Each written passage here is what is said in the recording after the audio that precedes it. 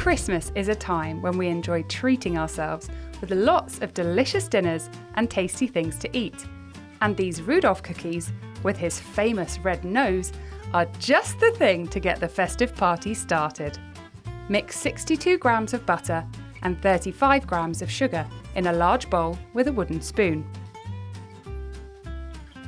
Add the egg yolk and vanilla extract and mix well. Sift over 250 grams of flour and stir until the mixture is well combined. Use your clean hands to knead the mixture into a dough. Preheat the oven to 180 degrees Celsius if electric, 160 degrees Celsius if a fan, or gas mark 4. Let the dough chill in the fridge for 20 minutes. Roll out the dough balls to about the size of a 10p piece and place on the non-stick baking tray. Make sure you leave a gap between them, as they will spread out quite a bit while they cook. Now to make Rudolph's nose. Push your thumb firmly into the centre of each cookie. Not too hard or you'll break through to the tray and the jam will leak. Use a teaspoon to put a blob of jam in the dip. Bake on a non-stick baking tray for 10 to 12 minutes until pale and golden. Carefully transfer to a wire rack to cool and crisp up.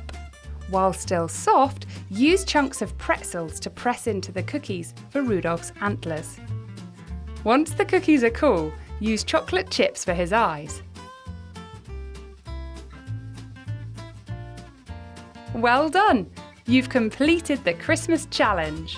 We measured out our ingredients in grams, part of the metric system, which includes kilograms for weight and millimetres, centimetres, metres and kilometres for length. But did you know there's another system?